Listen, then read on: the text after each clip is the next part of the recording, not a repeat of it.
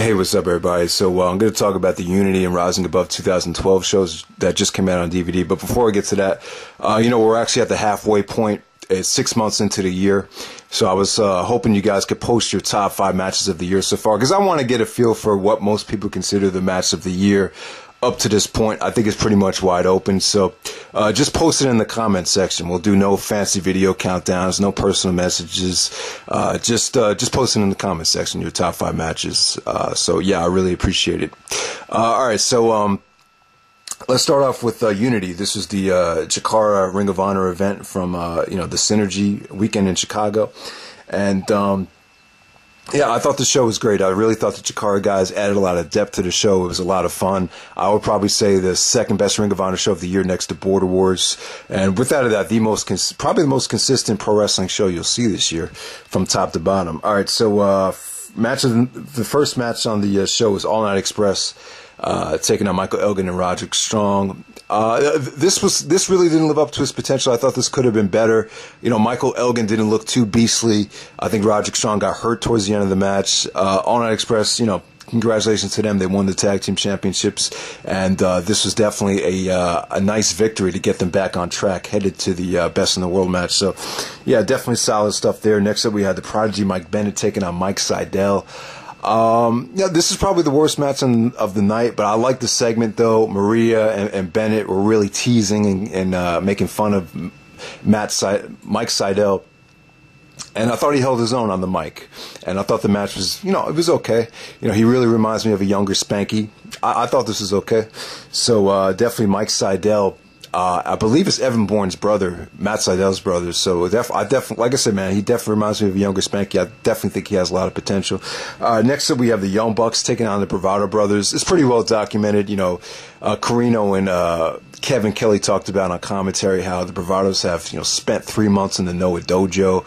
And they've improved a lot. Make no mistake about it. It always seems like when guys go to Japan, they come back so much better, just more disciplined. They know how to take care of themselves. They're just in better shape. And that's definitely the case with the Bravados, man. This wasn't your typical Young Bucks versus Bravados match with the Young Bucks totally dominating the offensive end. This is more slower paced and definitely told more of a story. And the Bravados, man, hit some high-powered offense. They've improved a lot, and I like them too. They've gotten better on the mic. They're funny. Their gimmick is good, and they've improved in the ring. People have been telling me that the stuff that they've been doing in Noah has been pretty impressive, and they weren't lying, because this was definitely great. 3.5 stars. I think everyone should definitely check this out.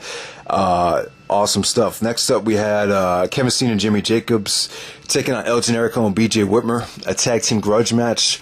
Todd Sinclair couldn't control the egos, so he had to restart the match to make this no DQ.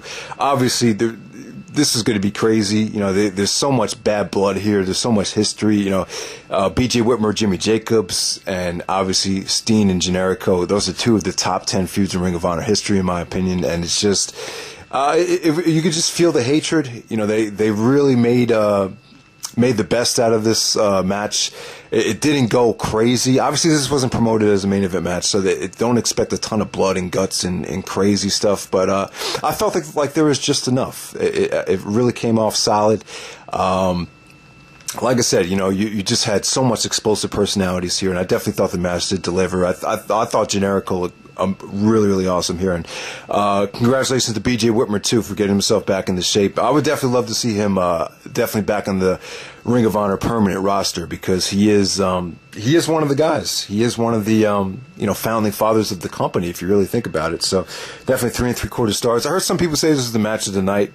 4 1/4 stars. Some people might go that far. I wouldn't quite go that crazy with it, but it was still. I still really enjoyed this because of the personalities and the history that all 4 guys have with each other. All right, next up we actually had the ROH versus CHIKARA trios match. We had Jay Lethal, Adam Cole, and TJ Perkins taking on the Colony from CHIKARA. Great trios match. This is so much fun to watch. This is exciting. This is fast-paced.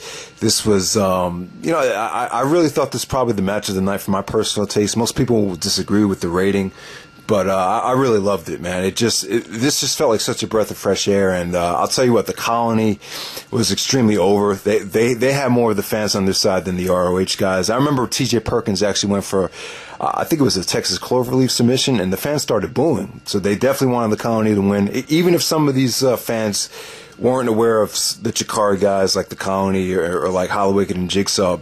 They would have come away from this night saying to themselves, wow, these CHIKARA guys could really deliver in the ring, because I thought they looked that impressive tonight. So definitely, I really enjoyed the match, but definitely love to see a rematch at King of Trios in September. So there we go with that. That was definitely the match of the night for me. Next up, we actually had Shelton Benjamin and Charlie Haas taking on Team Ambition of Davey Richards and Kyle O'Reilly. You know, like Trademark was saying, like other guys have said, Davey makes the Shelton Benjamin and Charlie Haas work. You know, he brings the best out of them. You know, all their matches have been really good so far whenever Davey has worked with the world's greatest tag team. And Kyle O'Reilly, I really love his change of direction right now, his new heel persona, which he showed here. Definitely looking forward to great things from him, because he is awesome talent in the ring, and I feel like he's really finding his element right now with the mic skills as well. So, yeah, about Haas and Benjamin, I thought he looked good here, and I'm still in favor of seeing a Shelton Benjamin singles push, because I think the guy is that talented. To me, he's kind of like the Lamar Odom of professional wrestling, where you know he has the talent. It's just about whether he's going to show up or not. That's how I see Shelton Benjamin. But yeah, man, Haas is just on a tear right now as being a heel. He's just getting under the fan's skin. He's causing chaos, man. I heard there's actually some type of altercation recently with Haas just kind of losing his temper with the fan. So, my feelings on the world's greatest tag team, it's pretty well documented. I'm not a big fan of having this type of team in Ring of Honor, because I feel like the company needs to be different from what we see in mainstream wrestling, with having your, typical heel tag team and their slow-paced style. This is how I see it. I would say they're doing their job. I think Jim Cornette, this is what he wants. I think he wants that old school Southern type of heel tag team that constantly wrestles a slow paced style, constantly getting under the fan skin. That's what they're doing, and I'll give them credit. But this Ring of Honor's never been about that, though. I mean, if you look in the past, some of the heel tag teams like the Briscoes, like the Age of the Fall, Tyler Black and Jimmy Jacobs, they kind of got heat a different way by being cocky, by kind of showing how big their dick is with, their moves and their athleticism. Ring of Honor's just had a totally different mindset of what a heel tag team should be in the past. So it's definitely a transition, and that's just something to keep in mind. So definitely, I thought this is definitely a 3.5-star match. Definitely the best world's greatest tag team match, probably since they turned heel. Next up, in the main event, we had the Briscoes taking on Jigsaw and Hallowicked. I wasn't blown away by this main event, but I still thought it was solid. I thought it came off kind of flat, the ending, but just definitely good action here. Jigsaw kicked out of the Doomsday Device. He kicked out of the Death Valley Driver. There were some nice near falls. I thought they worked very fast paced, very, very stiff. Jigsaw and Hallowicked definitely proved that they belong in Ring of Honor. They're definitely good enough to be in Ring of Honor, so definitely thumbs up to them. This is a very classy way to end the show with, the CHIKARA guys coming out, the ROH guys coming out, and shaking hands after the match. I thought this was definitely a great atmosphere. I definitely enjoyed it, man. It was definitely good stuff. It was a classy way to end the show. And, as far as Ring of Honor and CHIKARA working together, I'm not so sure if a ROH CHIKARA feud would work. I would definitely like to see them try. I just think they're worried about, the ROH fan base turning on the ROH wrestlers, given how so many people have jumped ship to CHIKARA. I mean, you've seen so many people that were really diehard Ring of Honor fans that, became more CHIKARA marks, so to say, or more followers of the CHIKARA product. Maybe they're worried about that, and it'll kind of be tough for either promotion to play a bad guy or a heel. I really don't think it would have the type of heat that a CZW ROH feud would have. I don't really think that would ever be duplicated. But I will say this, I definitely think both promotions need each other right now. I think CHIKARA could definitely use the exposure by working with Ring of Honor. And at the same time, this show right here is proof that CHIKARA definitely adds a lot of depth and definitely helps out these ROH shows a shitload of a lot, because this show is a lot of fun. So definitely check out Unity. I would definitely say the second best Ring of Honor show of the year, without a doubt. All right, so let's move on to Rising Above 2012 from Dayton, Ohio. I actually thought the show was solid, and I'm really high in the main event. I'm totally gonna praise this match, and I stand by the rating, even though some people might disagree with me. I thought Adam Cole and Davey Richards was a hell of a world title match, and in my opinion, one of Davey's best title defenses in his reign so far. Now, Adam Cole actually got a title shot by beating Davey at the 10th anniversary show with a crossbody off the top rope. So definitely this is a nice way to follow up on that. And to me, I just thought this was awesome, man. Adam Cole just came across to me like he really seized the moment. He wrestled this match like it was an important deal. Even the aftermath, you could just see the fire in his eyes. Like he just wrestled this match like he was just involved in something that was epic, something that was important, something that meant something. And I just really appreciate it. I really thought Davey and Cole made a nice combination here. I thought they rocked the house. I thought they tore it up. You know, some of the sequences in this match were just beautiful. You know, with Davey, kicking Cole in the chest, Cole following up with a super kick, more kicks from Davey. Cole going for an insecurity, Davey counter into an ankle lock. I thought there was some beautiful sequences. Davey actually did the double stomp through a table to Adam Cole. Cole was selling the ribs throughout the rest of the match. There's a lot of transitions into the ankle lock from Davey, which you've seen in the past. I thought he really worked his way back into the ankle lock pretty sweet.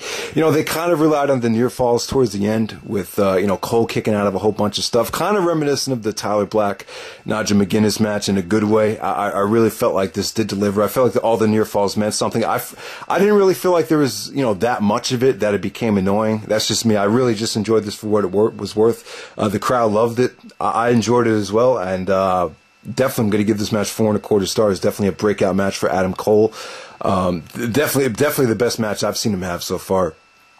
And without a doubt, this is the best I've seen him look. He wrestled this match once again like he had tunnel vision. Like it just felt important to me. So definitely check out the main event. So some of the other stuff from the show that's worth talking about. El Generico and Kyle O'Reilly. I was just disappointed with this. I feel like if Ring of Honor is asking you to spend $20 on a DVD with $5 shipping, and I feel like the matches that you think are going to deliver should definitely deliver with no excuses. And I just feel like they could have done this on television. This ended in a disqualification. Steen came out, Jacobs came out. They beat the crap out of Generico.